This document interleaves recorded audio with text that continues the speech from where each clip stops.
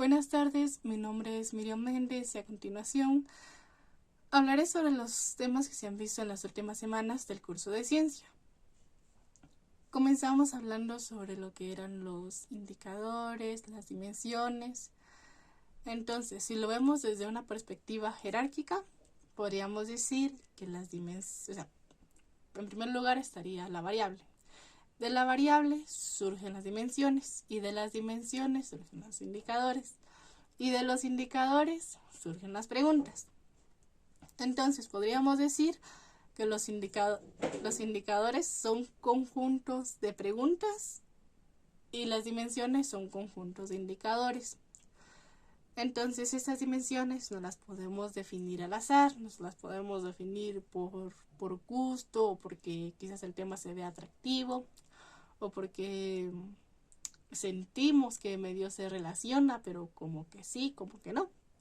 Entonces, estas dimensiones surgen de teorías o de estudios que se hayan hecho previamente.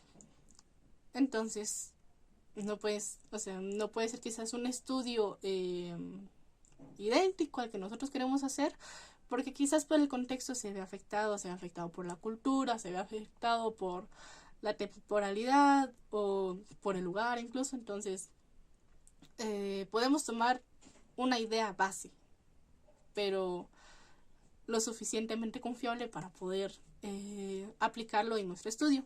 Entonces,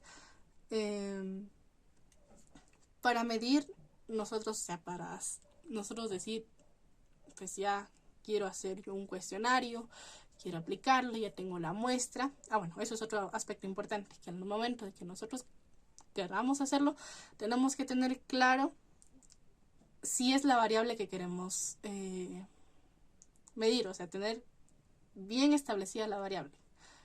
Tenemos que tener establecida la muestra en la que queremos aplicar nuestro cuestionario. Entonces tenemos que tener ya el lugar, el día en que lo haremos. Entonces tenemos que tener como un plan antes de aplicarlo y debemos conocer pues los antecedentes del lugar, tener ya listos los marco conceptual, el marco metodológico para nosotros ya poder proceder en nuestro estudio. Entonces, esos cuestionarios deben cumplir con 3 características fundamentales. Entre ellas está la confiabilidad, la validez y la objetividad.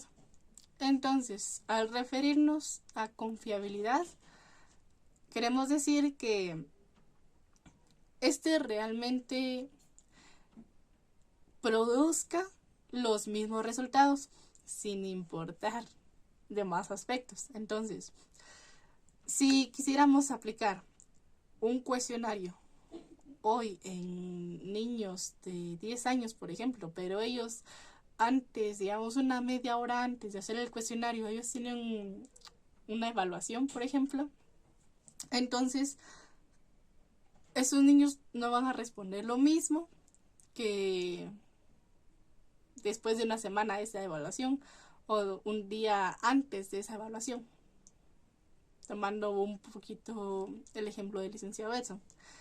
O por si quisiéramos medir, por ejemplo, hacer un estudio con policías de tránsito en un contexto donde quizás haya mucho ruido o quizás ellos ya lleven 12 horas trabajando, 8 horas bajo el sol quizás, o si el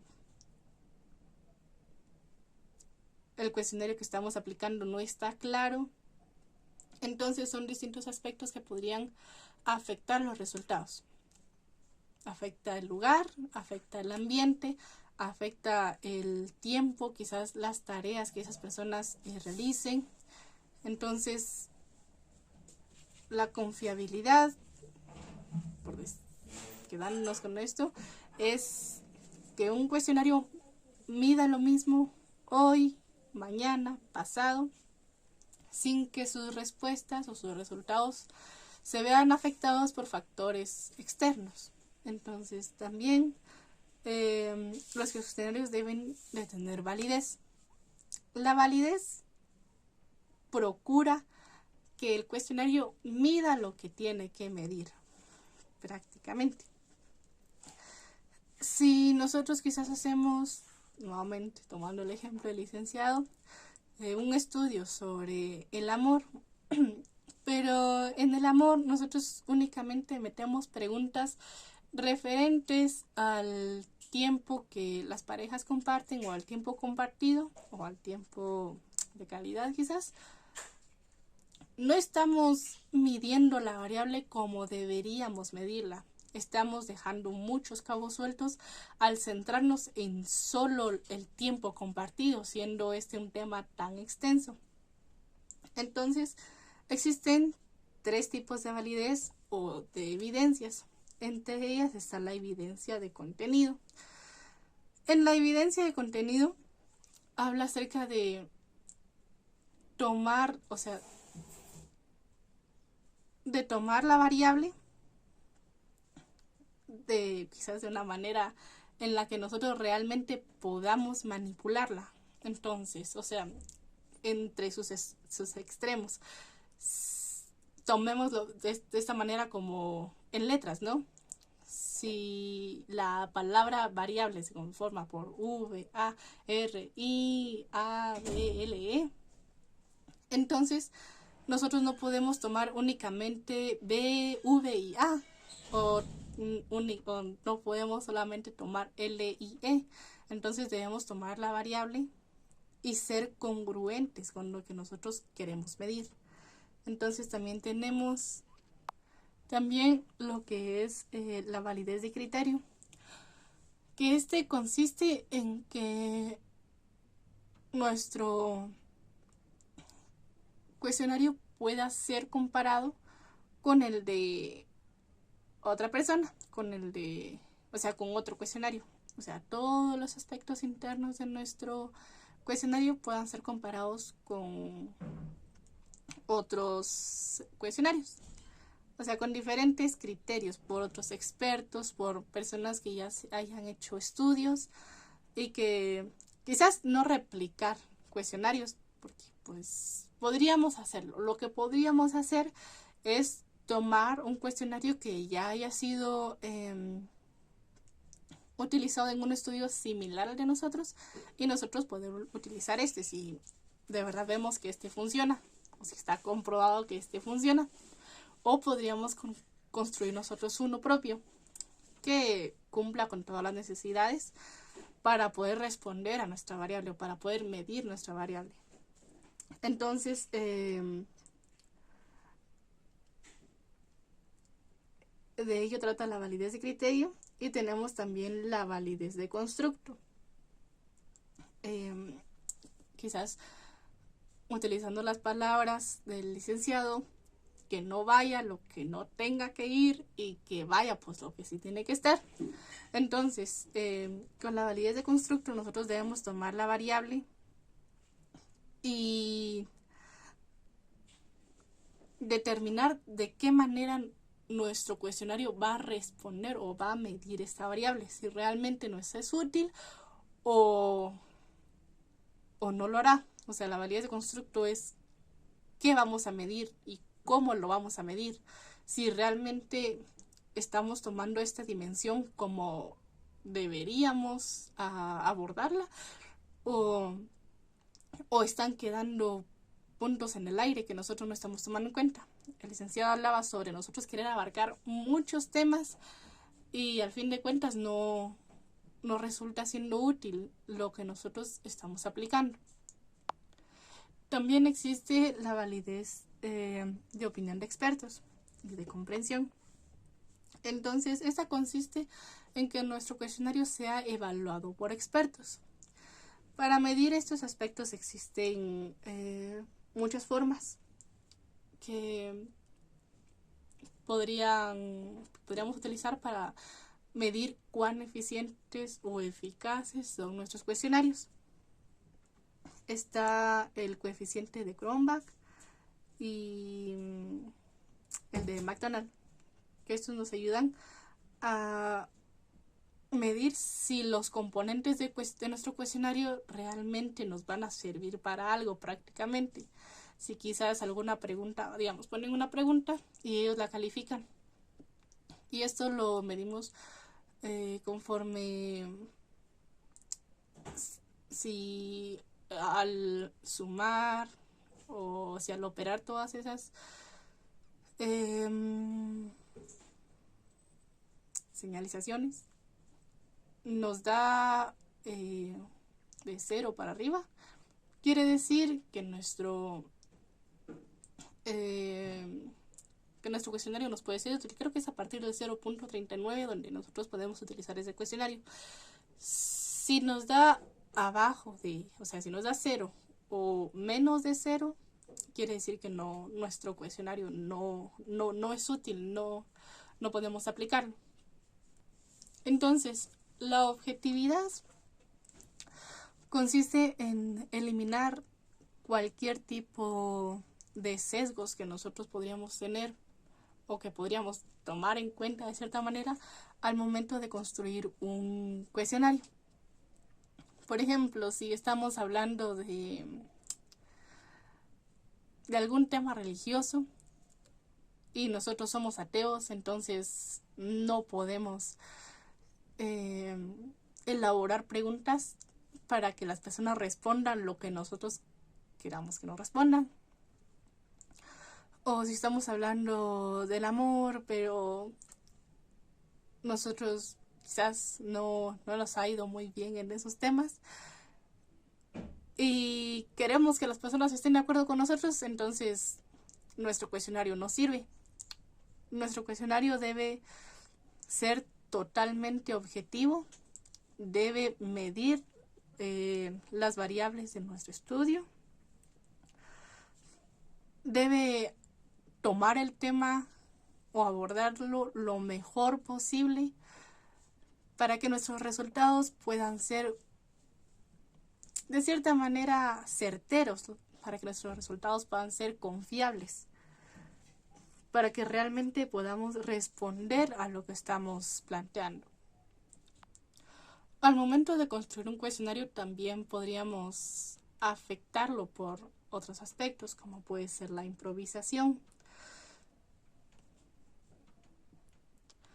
Al momento de hacer estudios, muchas veces los cuestionarios no son elaborados como realmente deberían estar hechos, porque no, quizás en muchos estudios es algo que no se toma en serio, o en casos como lo es el enfoque cuantitativo suelen pasarlos muy por alto, y más cuando se refiere a algo académico. Entonces suelen ser muy improvisados, de cierta manera hacerlos a la carrera, porque quizás preferimos responder al estudio desde la bibliografía. Entonces son errores que se cometen muy comúnmente. También está en utilizar instrumentos inadecuados. Esto debido a que podrían hacerse en otros contextos, en otras culturas, que para nuestro contexto, guatemalteco, quetzalteco, o para nuestra población no puedan ser aplicados. Entonces, a estos cuestionarios se